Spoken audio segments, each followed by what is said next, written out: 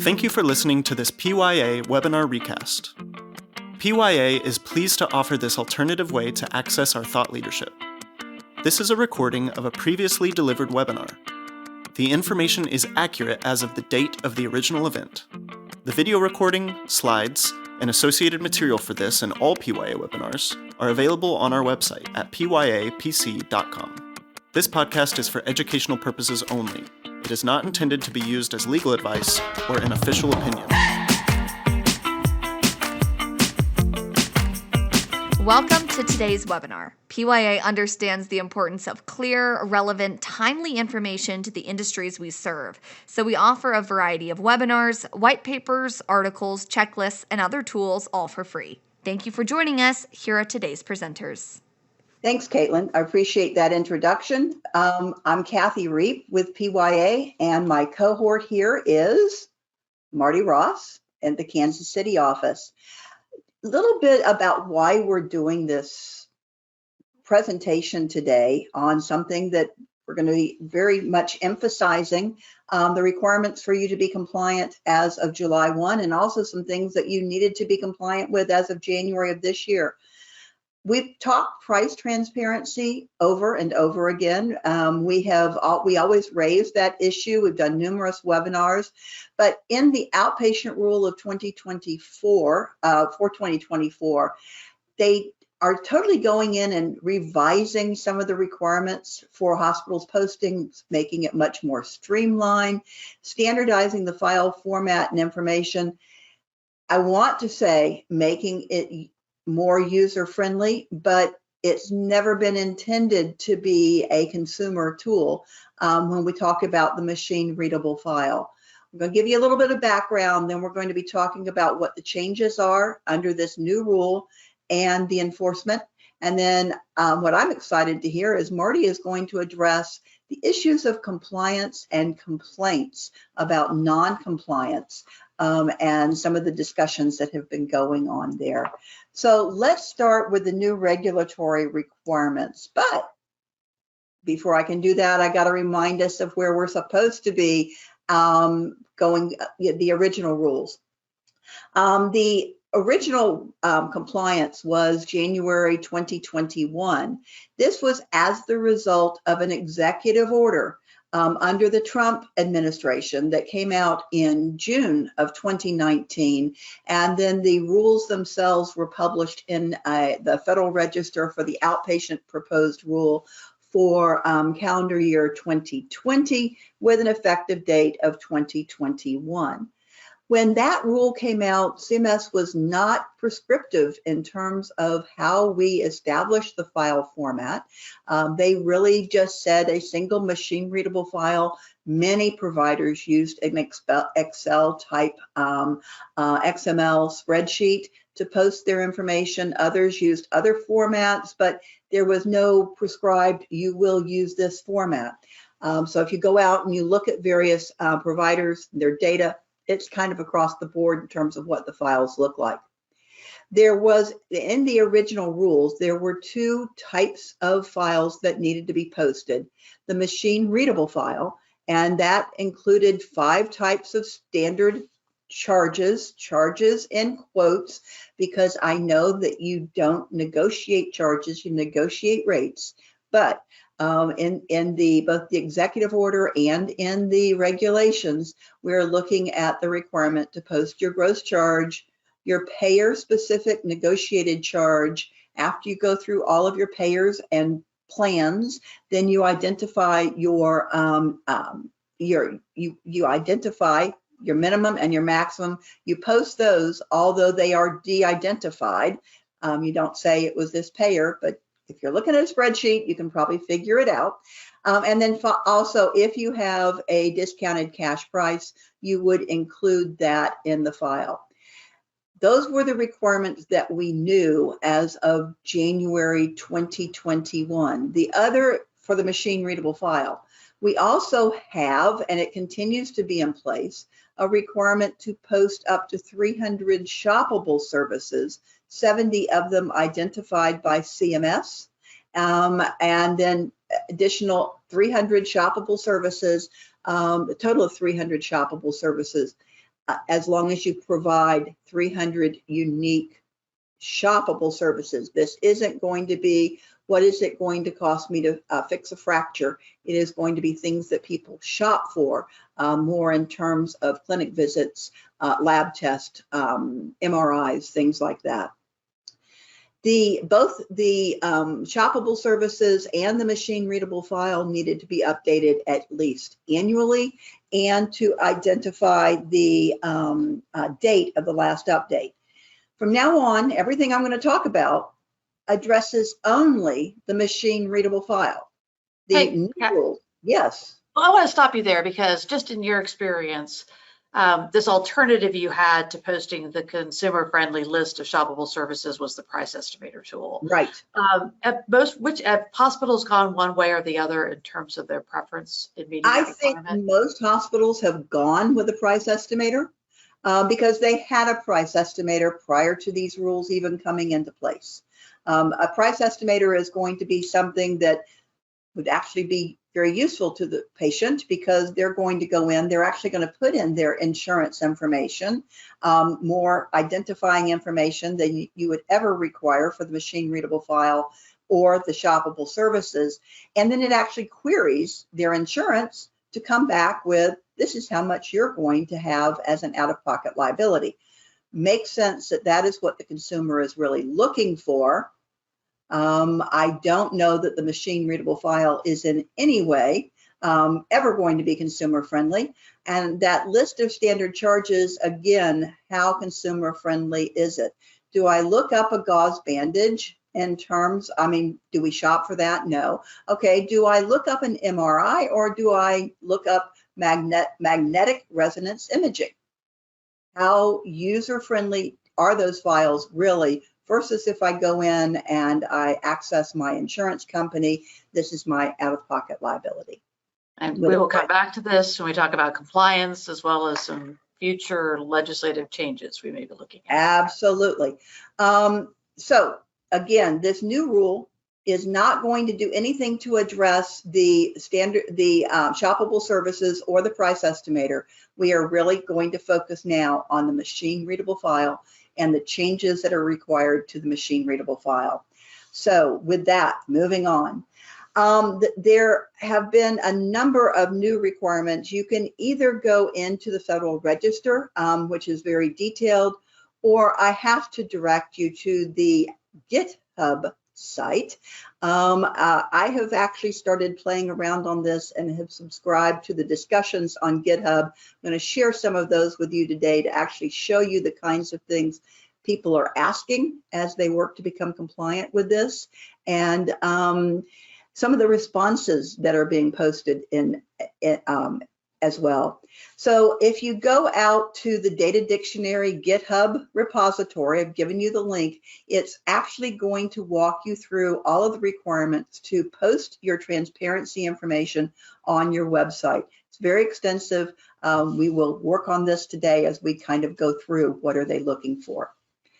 So most of the requirements are effective July 1 of 2024, but we did have a couple of requirements that were effective January 1. And I urge you to go out and find out if your facility is compliant with those requirements today, because again, it's April.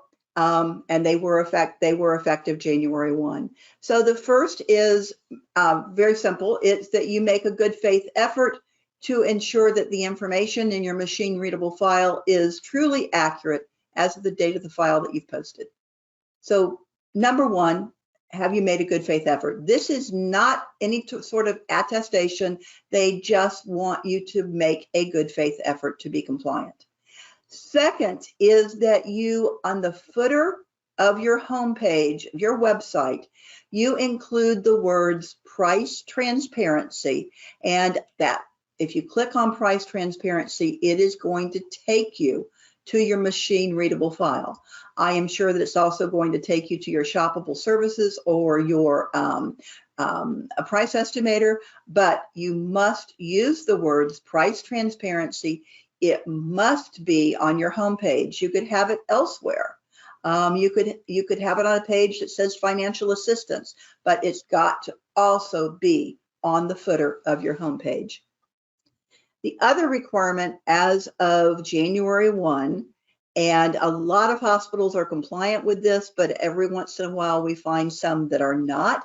You need to have a TXT file, a text file that is located on your website, and that TXT file identifies where is the website that hosts your machine readable file.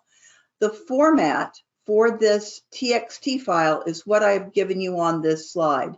www, your hospital's domain name, /cms-hpt.txt. It doesn't have to be a .com. It could be a .net, a .org, whatever your domain name is for your hospital. www.domain-name/cms-hpt.txt. If you try that with your domain name, you should get something. Well, hold on. This is actually where you go in and you create your TXT file. You're going to put in your location name. It could be that you have multiple campuses. And if you have different contracted rates, different machine readable files for different locations, you are going to indicate all of that information. You're going to indicate the URL for your file. Who is your point of contact if there are questions about your machine readable file, and what is their email address? When you complete that on this TXT file generator, you're going to get something that looks like this: General Hospital, the source page, the actual machine readable file URL, and the entire name of that file, who is my contact, and then what is their email address. This is one thing that I urge you to make a note, that somebody has been listed here as your point of contact.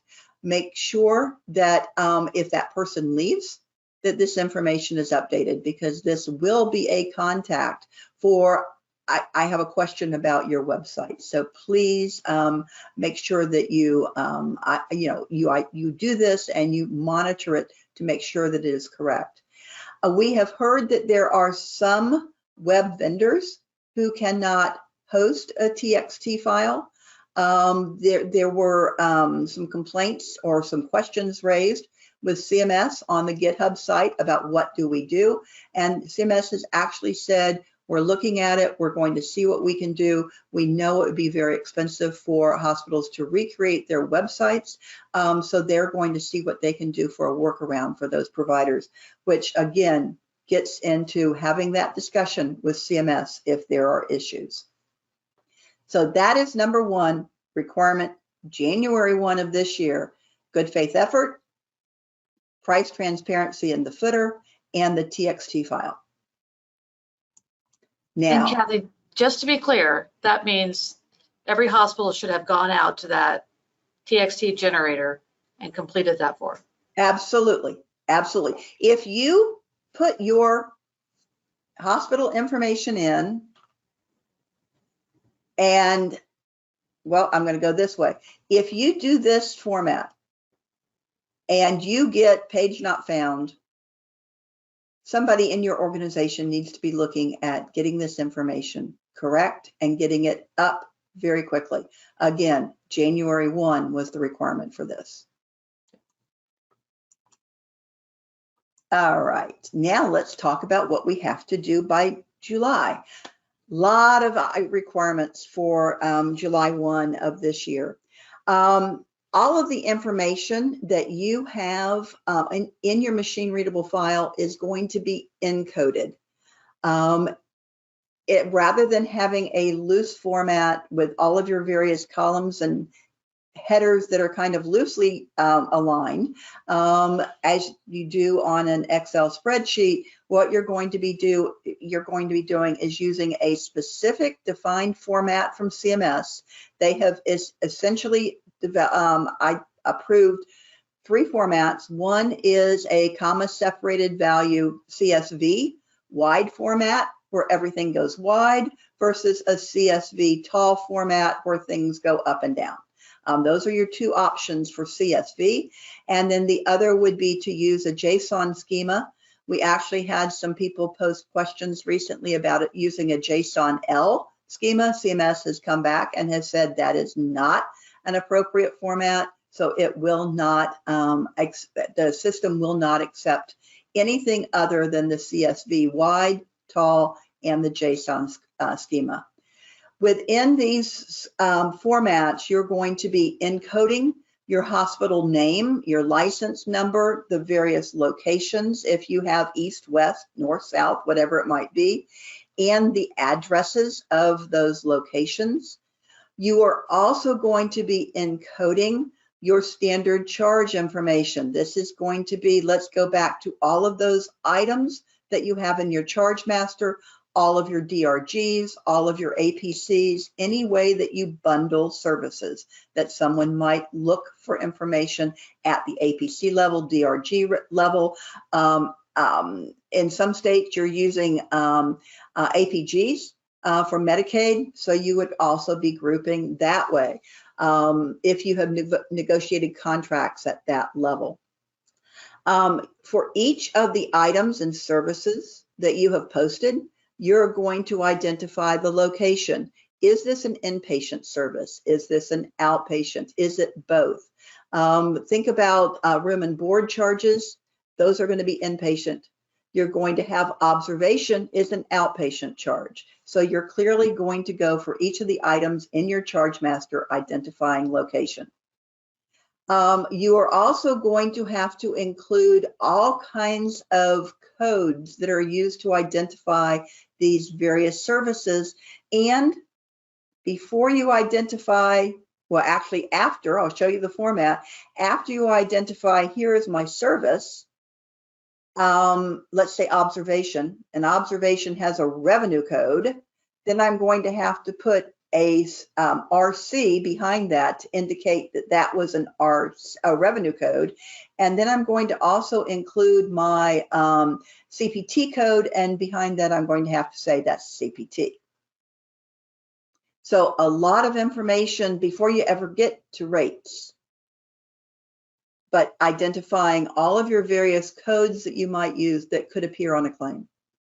For all of your payers and plans, we had a lot of providers originally who just posted, let's say, Humana, and not all the various products that you have contracted with Humana for.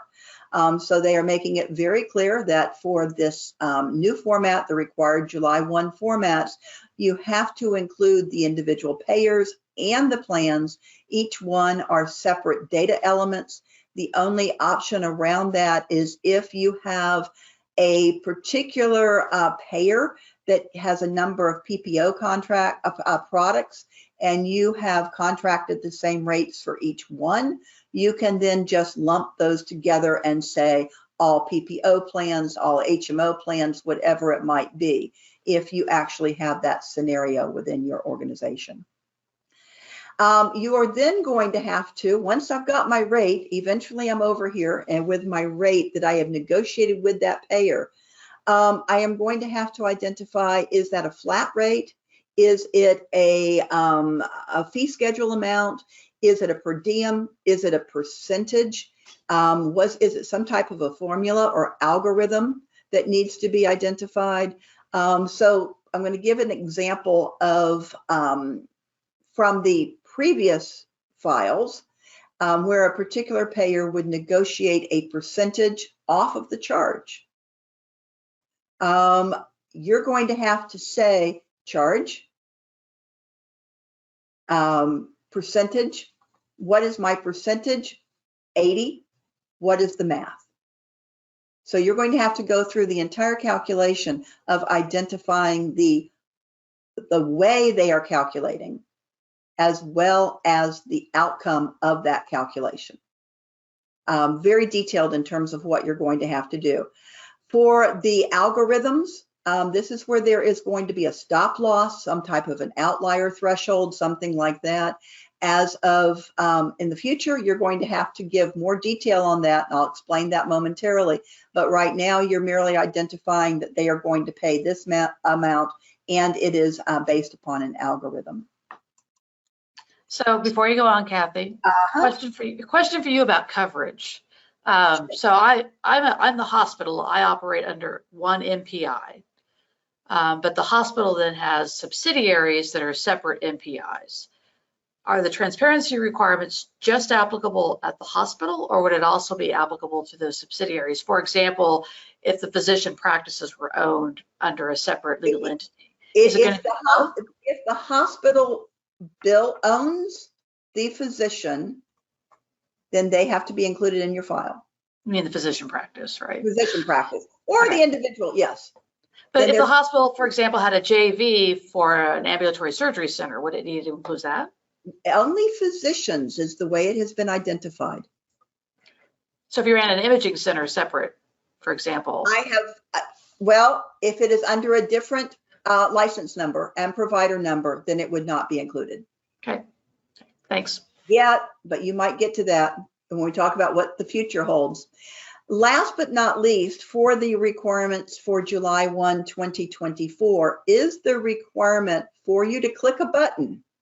And that button is going to be following a compliance statement. That compliance statement reads, to the best of its knowledge and belief, this hospital has included all applicable standard charge information in accordance with the requirements of 45 CFR 180.5, and the information encoded in this machine-readable file is true, accurate, and complete as of the date indicated in this file.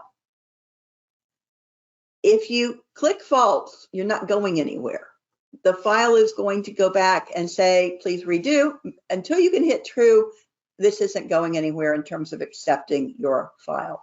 So recognize you have now attested to the completeness and accuracy of the information you have posted. And you see that sour lemon face from me, because anytime we attest to something, I'm always worried about potential False Claims Act liability, because you are attesting that these are our charges, this is how we provide business, and then is there a potential claim down the line when it is determined that your files are not accurate? And that's why it is so important that, remember, one of the first things that you include on this is you're updating annually the date that this was updated. Please make sure that you really change that date. Make sure that you keep that file current on an annual basis, because again, you are always going to be attesting true to the completeness and accuracy of the file. You've got to make sure that you have updated appropriately, that those truly are your rates and your contract rates. And to the extent that you've identified any ambiguity in the process of developing these files, and you've had to make a decision, we're going to do it this way as opposed to that way, maintain the documentation of why we did it this way as opposed to that way, which of course will then give you a defense if you're ever challenged that the information was inaccurate. You can explain your reasoning for having done it in a certain way, having encountered this ambiguity in reporting. And also, again, we're going to get to the GitHub discussions in a minute. If you are running into a major issue, you might want to post it out there. Not only will you hear from CMS, they respond every day to questions that are posted, but you are also going to get your peers who are working on posting the same information saying, this is how I did it. So it's great to see that. Whoops. Okay. Okay, then we have some requirements as of January 1, 2025 that you need to be aware of. A little bit of time allowed on this one. First of all, for those algorithms that you were dealing with, where it's that formula that gets into a stop loss, cost outlier threshold, something like that, you are going to be required to go back and actually put in under the negotiated rate an estimated allowed amount. So this is where you're actually going to be going back to your remittances and calculating for that particular service what was the allowed amount from that individual payer for that particular service. This is going to be a little bit difficult when you're actually looking at services that you build the entire claim. They didn't pay you on individual items. So hopefully the only time you've done a contract that gets into a calculation is when you're going to be looking at a DRG or an APC or something like that, where you're getting into a cost outlier. But again, you're going to have to go back and calculate your estimated allowed amount. It is the average reimbursement in dollars that has been received from that payer in the past for that particular item or service. As of January, you're also, for all of your pharmaceutical items, going to have to identify the drug unit and the type of measurement that is being used. So you're going to have to include that on your machine readable file to clearly delineate different dosages, things like that, different ways of providing that medication. And if you have a modifier that impacts your standard charge, left, right doesn't tend to impact standard charges, but some other things might. You are going to have to include modifiers, including a description of the modifier and how it does impact your standard charge. The next couple of slides really walk through all of the bits of information that you are going to have to clearly delineate in your machine readable file. I have given you the name of the item. I have given you the implementation date, but what you see in that middle column is detail if you want to go into 45 CFR 180.5 and look at each one of these and the exact descriptor of each of the items that is required. And it's carried over to the next page because there are so many data elements that you are going to be required to do. That affirmation of the machine readable file, that true false, is a July 2024 requirement. So this is from a webinar that CMS did in January. I have given you in the footer the link if you want to look at all the slides or replay the webinar. But essentially, this is a shortened version of a CSV, comma separated value file, giving you an idea of what it looks like. And then once you do this, what your spreadsheet view of this particular file is going to come up looking like. Let's take it a step further and show what they have posted on the GitHub site. This is an individual provider. I know this is hard to read, but it's a screenshot from the GitHub webpage where you have indicated, okay, you see across all of your headings, but your hospital name, West Mercy Hospital. The last updated date, 2024-07-01 in this particular format. What is the version? You should be using version 2.0.0 because this is where we are with CMS in terms of the new versions that we're dealing with. What is the hospital location name? It is West Mercy Hospital, West Mercy Surgical Center, 12 Main Street, Fullerton, California, and the zip code, everything it being required here. And then, is this true and accurate? Yes, it's true. Getting into all of these various formulas and calculations, etc., going through the various items and services, hip replacements, behavioral health. Here is the example of treatment or observation room. It is revenue code 762, clearly identifying that as a revenue code. The location is outpatient. Here are the various codes that are associated with that and the rates. They are case rates. They are individual line item rates, etc. There is a negotiated standard charge without surgery and without rule out myocardial infarction. That is how that case rate was identified, etc. It's a lot of information that you are coding now that you were not coding before because all you put before was Aetna $5,000. Now we're getting into a lot more detail. This is how it's going to come out and look once you actually do the spreadsheet view. Again, West Mercy Hospital, the date of the last update, the version, the various addresses, etc. Now we're getting into the various codes, major hip and knee joint replacement or reattachment. DRG 470 is 470, that is an MS-DRG. Here is the hospital location information, etc. Lots of information that you are going to be posting in a lot more detail than where we are now. I mentioned the GitHub site, and I just want to share with you some of the things that have been posted recently. This particular, I notice it says answered, but I will tell you what the answer was in a minute.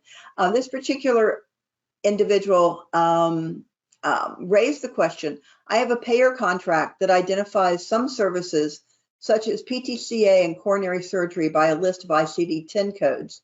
Coronary surgery's list is almost 4,000 codes long. None of these will have a standard gross charge amount, and the reimbursement is a case rate, so I'm curious, how should they be handled on the report? It seems excessive to list all 4,000 lines individually on the report when the only difference would be the code, and it doesn't seem appropriate to list 4,000 code types on one line. CMS, their response, I just want you to know, was please send us some examples. So they haven't really gotten to it completely yet that I have seen, but just recognize that we've got this level of detail that people are looking at. If I have to identify all of the ICD-10 codes associated with this service, how in the world do I do that? Another discussion that was out there was an individual who said, a question for clarification. When multiple codes are listed on the same line, does it mean and or? It sounds like you want an or. The same case rate charge applies to a large set of ICD-10s, etc. And so we get into a discussion of using and versus or, and we actually have an individual come up here. As one of the many consumers of these files, it is very important to be able to reliably interpret the data. Clear semantics. If the multiple codes on a row can be interpreted as and or, then how do we know which one to use? This is getting into the fact that the people who are actually looking at these files are researchers, your competition, etc., other payers. So recognize that even when we get into the GitHub discussions, users of the file, not consumers, but users of the file are coming in and they are identifying, this is why I need this to be very, very clear. So recognize that I urge you to start following the GitHub dialogue. The last thing I wanted to share related to the files is that about 2 weeks ago, CMS posted an online validator where you can take your CSV tall or wide or your JSON schema, have it all completed, run it through the validator, and it's going to tell you whether or not that information meets their requirements. They will come back, I will tell you this, and tell you that you have an error, tell you what it is. A lot of people have identified errors with dates and things like that, but it will also come back with warnings. Warnings don't mean that your file won't be accepted. It merely means, like for instance, I have not put in drug units, units of drugs, dosages. It's not required until January of 2025. I haven't put it in. It's going to come back and give me a warning that it's missing. You need to fix your errors. You don't have to fix your warnings as of right now. From an enforcement perspective, I think just a reminder as of right now, what we are looking at from the new enforcement provisions, a couple things I want to really stress. You're going to have to acknowledge receipt of warning notices. A lot of people said under the previous rules, I did not get a notice, therefore. But one that I think is very concerning, it could require the hospital to submit additional information, including your contracts, in order to assist in assessing compliance. CMS could actually come to you, or a contractor working for CMS could come to you and ask to see your contracts to go in and validate that the information that you have posted is true and accurate. Be prepared that, I mean, if they have questions about what you've posted, they could actually want to validate based upon your individual hospital and the contracts that you have. They will work at a systems level. If there are multiple hospitals within a system, some compliant, some not, they will actually work this more on a system level. And they are going to be very clear about publicizing their enforcement activities. How clear are they going to be? Well, I will show you a slide. They have not changed the penalties as of yet. This could come up this fall when we get the outpatient rule. But in terms of sharing the information, this is a new screen that CMS has now made available. I've given you the link there. You can go through and you can look at the individual hospitals, their locations, and it's going to tell you the results of their review. This is only going to be those hospitals that they have reviewed so far, but as you can see, this particular facility in Phoenix met the requirements when they reviewed that hospital. This particular hospital received a warning notice, so that they have actually moved forward with posting the results of their reviews and actions. And Kathy, that's on the CMS data website, which means all of that's downloadable into Excel files, so you can manipulate it and have fun with it. For those who are perhaps listening from a hospital association, you can actually go in and target those hospitals within your state. Marty, enforcement? Well, in fact, that's what we did, is we downloaded the file and attempted to rationalize the numbers. Although, as you see, these don't add up. It's not a very clear process of hospital being reviewed, action taken by CMS, end result of that analysis. It's because it's a snapshot in time. And what is currently posted to the CMS data website is data through the end of 2023. So we still are data blind as to the first quarter of 2024. But we know that CMS has published 913 warning notices, having been sent to the listed contact from the hospital. And we have seen issues with hospitals that did not update the contact information when that role changed within the organization, which created issues with CMS.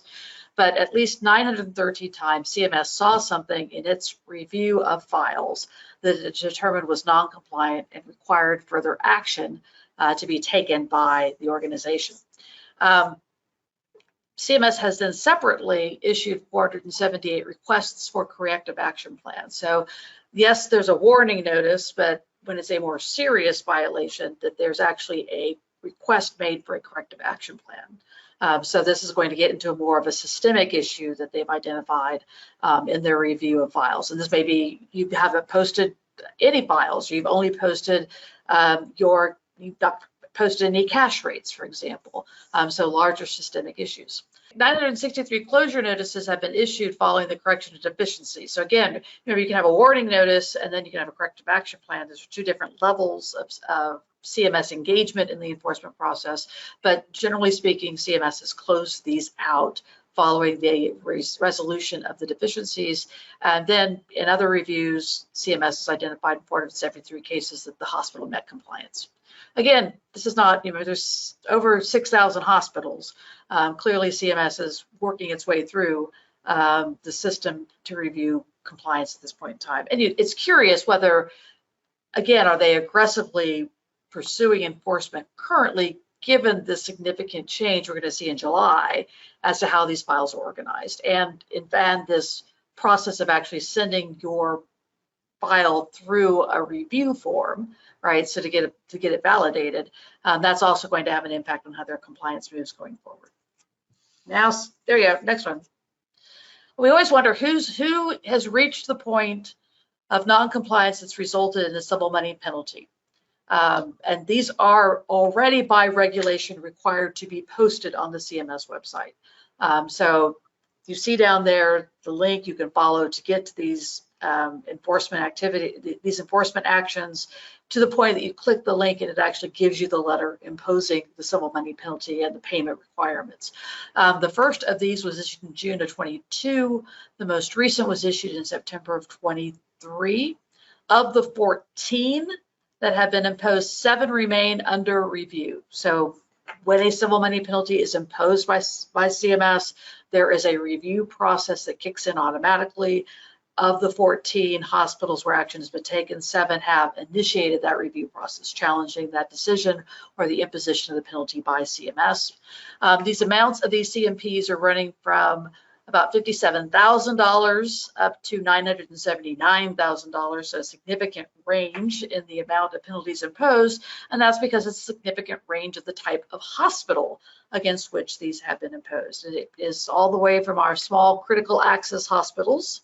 That low-end penalty, for example, was imposed on a critical access hospital, all the way up to academic medical centers. That's where you'd see that yearly $1 million fine being imposed. But the message here is no one is safe from being placed under the microscope. They are reviewing all hospital types that are subject to these rules. Next slide. Comprehensively, back in 2022, CMS did an assessment of hospital compliance. They did a random selection of 600 selected hospitals, statistically significant, so different types of hospitals included in that sample. They completed their review between September and November. And you see there on the left-hand side of your screen the criteria CMS applied in doing its review. They determined 82% of the hospitals they reviewed had their consumer-friendly display requirements, so either their shoppable services or their price estimator was in place. 82% had met the substance of the machine-readable file requirements, and we had 70% of the hospitals that met both requirements. So relatively positive results of this compliance review by CMS, especially given that time frame, just about a year and a half into the requirement being in place. We find that reported by CMS. Next slide. Turquoise Health has, for the last several quarters, I believe, Kathy, reported on a state of price transparency. So Turquoise Health is a data analytics firm. They are taking data from hospital websites, their machine-readable files. They are evaluating compliance with the rules based on the data that they have downloaded from these hospitals. And then they also are using that data to generate business intelligence. And so through different firms like Turquoise Health, one can take the reported data on price transparency and begin using it as a sword to start impacting either negotiations with payers in terms of reviewing of what's going on in your market and the like. Very interesting change in the dynamic as a result of these price transparency requirements. I mean, for years and years, we've never had conversations about rates between hospitals. In fact, many of hospital association meeting I've been to will start with the reading of the disclaimer statement, right, where they talk about, we are not talking about price, we are not attempting to collude on price or rates or the like. But now, I mean, through state action, the federal government requiring us to post this information, it is becoming transparent and can in fact be utilized by hospitals and payers and other third parties to begin understanding these different market dynamics. Turquoise Health at the beginning of this year posted sort of their where are things now for beginning to be 3 years into these regulatory requirements. And they are comprehensive in their review since they are looking at effectively all hospitals in the United States. So 600, they have their database at the end of 2023 included 6,357 hospitals. I love this, 1 billion negotiated rates posted by hospitals. And you see there their report in terms of who has reported machine-readable files, how many have reported negotiated rates, and then down the categories. Obviously, as you get more complex, and the level of reporting that they're tracking, you'll see lower levels of compliance by hospitals. Again, still trying to figure this out, what's required. And again, as Kathy noted at the beginning of this presentation, we started with these rules in 2020, 2019, 2020, into 2020, the rules were vague. And so it was sort of a feeling your way through the process. There was no GitHub back in 2021 where you could pose these types of questions. And so understandably, when there's subjectivity, there are going to be more issues around compliance. Okay, next slide. Before you go on, let me just say a couple of things about this. First of all, if you want to go to the Turquoise Health website, you can look at their evaluation of your individual hospital. They will give you stars, okay? And if you then go and, you can take a look at it. They will rate your hospital. You can look at the details. What do they think I don't have?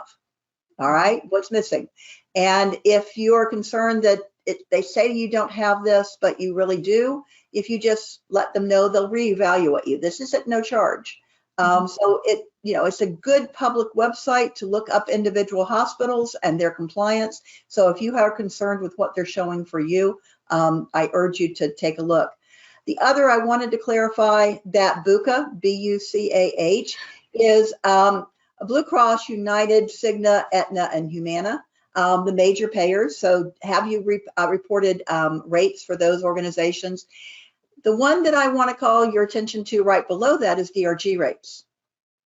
Because let's talk about a critical access hospital who has not negotiated anything at a DRG level. You might have, but if you haven't, would you be posting DRG rates? So that perhaps is one thing to take a look at when they're saying 65% compliance, because would critical access hospitals actually be included in that calculation if they have not negotiated at a DRG basis? And there are 1,200 of them, so it's going to have a significant impact on that percentage. Just to note, Kathy, most recently, Turquoise reported 50% of hospitals receive a 5-star rating. So that's, in their view, substantial compliance. And remember, Turquoise has an interest in these files being complete because they want to use this data to influence the market. So the more complete, the more accurate that information, they know their output's going to be better. So it's not like they're giving folks an easy pass as they do their evaluation. And you said it's a public website. It's a publicly available website posted by a private company. Just to be clear, Turquoise is definitely a for-profit and definitely using this data. But if you're a CAW and they've given you 4 stars because you don't have DRG rates, you might want to contact them and say, hey, okay, might be a good way to get the numbers up a little bit. But Marty, I don't understand. You just shared good news, CMS's evaluation, Turquoise's evaluation. And then comes Patient Rights Advocate, or PRA. PRA has been in this business since the very beginning.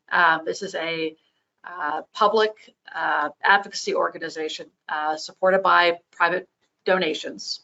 They have issued a report on a semi-annual basis as to the status of hospital compliance. Their most recent report came out in February of 2024.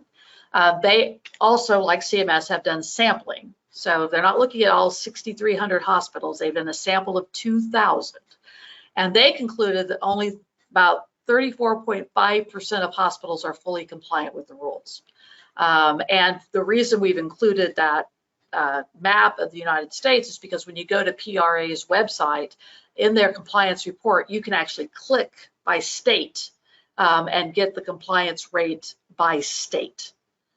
So that information is at a more granular level. And as you see, PRA has observed, actually, I thought this was interesting, between July and February, July of 2023 and February 2024, the compliance rate actually went down. That may be a factor of which 2,000 hospitals they were looking at during that particular period of time. But if you go to the next slide, certainly PRA always gets a lot of attention when it publishes this report. They have an excellent media machine. And the Healthcare Finance Management Association, HFMA, has really kind of led the charge in pushing back on PRA. Certainly American Hospital Association is in this mix as well. But they challenge PRA primarily saying, this is all or nothing compliance versus substantive compliance. And so you are only giving people a comply sticker when they've met every single requirement. And even CMS, as its evaluation, has focused on substantial compliance, primarily appreciating the subjectivity that's still available in the rules. The other criticism leveled against PRA is that they will consider a plan non-compliant, a hospital non-compliant, if they do not list plan-specific rates. Now, as Kathy noted previously, yes, starting on July 1st, 2024, it is unambiguously clear in the regulations that it's payer plan. And of course, you can, again, categorize plans within that payer. But up to this point, I think there's sufficient ambiguity in the rules that really only payer-specific rates were required. And again, PRA has taken that as, yes, you had to post at the plan-specific level, and that's why they're seeing such a higher level of non-compliance. There is also conversation in PRA's report on what they call human readable access versus, again, what the actual requirement is, machine readable files. And as you look at the PRA report, it's difficult to distinguish whether they're talking about the price estimator tools / shoppable services or the MRF. And as Kathy noted, the MRF is not intended for human consumption. CMS said that in their rule. Very clearly, it is. That's why we have that shoppable file, shoppable services as a price estimator option for that purpose. And finally, the last criticism that's leveled against PRA is that they are not transparent regarding their sampling, their analysis, or validation process. And so, whereas CMS has been very, for example, back in 22 when it published its report, it was very clear as to the criteria it was applying and how it validated its results. That is not as evident in the PRA criticism of price transparency compliance. Next slide. PRA is very aggressive, and it is on its website. You will see instructions to consumers on how to shop. They encourage people to shop for services to bring prices down. Back in March, there were some folks here at our shop that were very excited about the Foo Fighters concert in support of the Power to the Patients. Kathy and I were like, wait, you sure you want to go? Got some questions here. But they are definitely bringing in the big guns to sort of bring attention to this issue of price transparency and the importance of price transparency.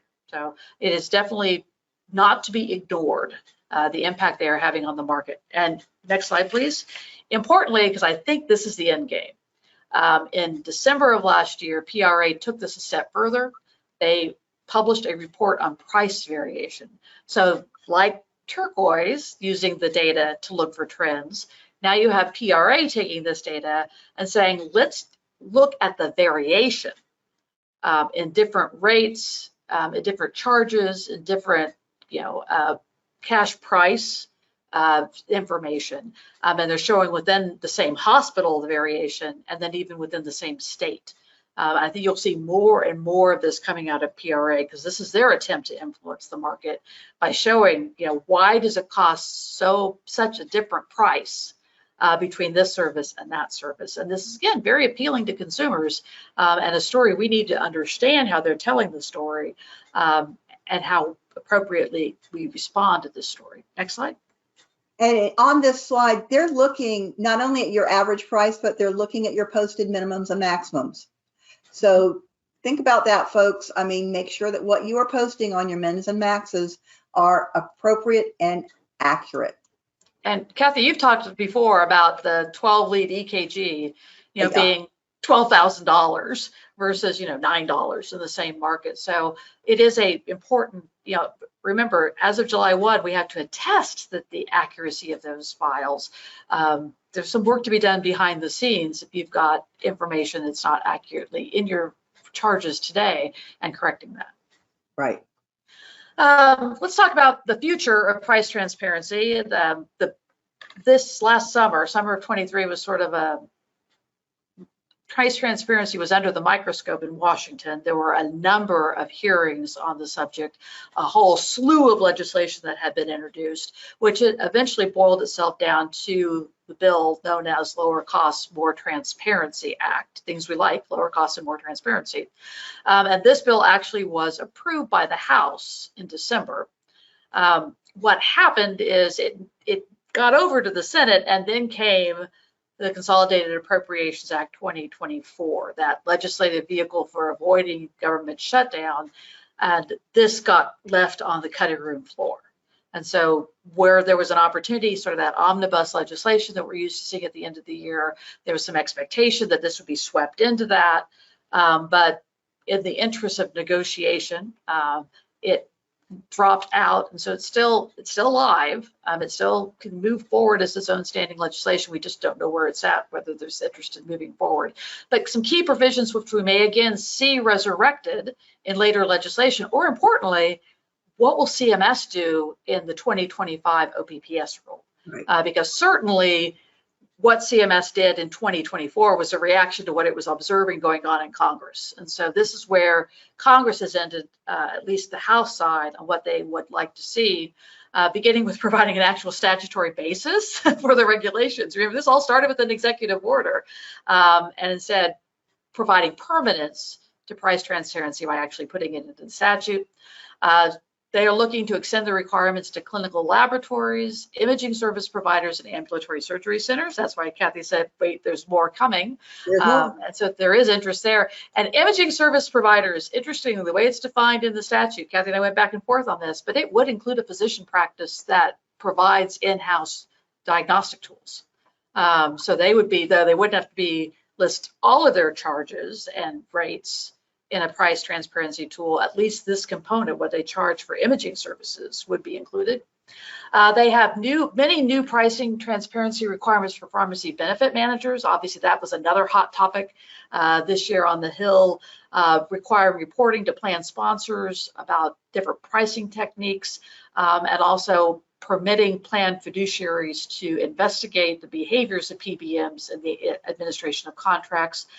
And then probably the provision that caused a whole lot of heartache in the hospital world was site-neutral payments for drug administration. So similar, like we have site-neutral payments for physician clinic visits, right. We would be extending that over to drug administration. And there was a very significant financial note attached to that part of the bill, so it would be very negatively impact hospitals there. Next slide.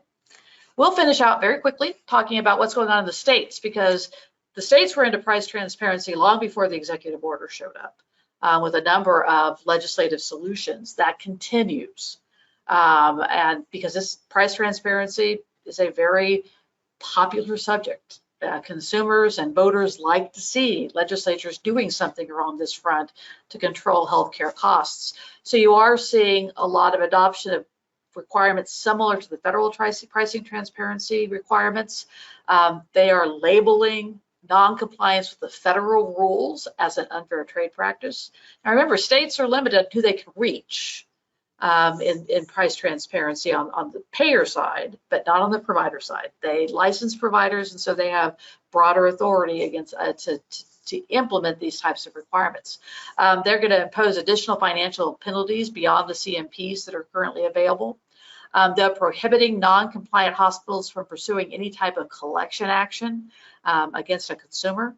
So if you're not meeting the requirements as determined, I guess, by the state in this instance, you would not be able to initiate any type of collection action against a consumer who owed any dollars to the hospital.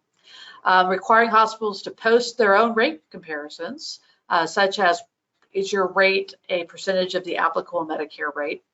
Mandating hospitals to inform them directly if cost sharing for covered services exceeds cash pricing. I hope, Kathy, that in addition to telling consumers that the covered service cost sharing is higher than the self-pay prices, that when you pay out of pocket, you are not impacting your deductible. Absolutely. In any way. And so, yeah, you may want to pay $1,000 out of pocket, but appreciate if you had paid $1,100, that would have been against your deductible, and the $1,000 would not be against your deductible. And just letting you know, that is legislation that passed Florida this year. If I would think whoever is sharing that information when they are registering or talking to the patient, it is scripted, because it needs to be not only the fact that you would pay less if you paid cash and did not use your insurance, but if you have future services, you haven't done anything towards meeting your deductible or your out-of-pocket max. It's got to be clear to the patient, and I think I'm just afraid that at some point it could get short-circuited and they not get the entire message. Yep. There's also state legislation that would expand transparency to additional types of providers, ambulatory surgery centers, some even medical practices, not just the imaging services, but the entirety of the medical practice. Again, this is taken from the National Academy of State Health Policy. You've heard Kathy and I talk about them before, but NASHP does a very nice job of tracking state legislation. You see down there the link to their website. It's tracking legislation that impacts cost of care. Use the drop-down menu for transparency if you want to access any of this type of legislation, see what's going on in your state. Please, if you have questions following this presentation, include them at the end of the webinar when you have that short questionnaire to complete. That will give you the opportunity to ask questions. Kathy and I want to address as many of those as possible. We understand these are significant new requirements. There's a lot to consume here, so please ask those questions. Next slide, please, Kathy. Upcoming healthcare regulatory roundups in the future. On May 8th, Kathy and I will delve into the 2025 fiscal year 2025 proposed rules, which of course include the inpatient prospective payment system rule. On May 22nd, I will be joined by Lori Foley, our MIPS expert, to do a MIPS refresher course. And then on June 5, we'll be back to talk about that new Medicare reimbursement to address social determinants of health, so community health worker reimbursement from CMS and what we're seeing develop there. So Kathy, anything to add at the end here? It's your last chance. No, I do appreciate you joining us, and thank you, folks. We love bringing you the regulatory roundups. Thank you for listening to this PYA webinar recast. The video recording, slides, and associated material for this and all PYA webinars are available on our website. If you have any questions or if we can help, please contact us at pyapc.com. Thank you again for joining us, and have a great rest of your day.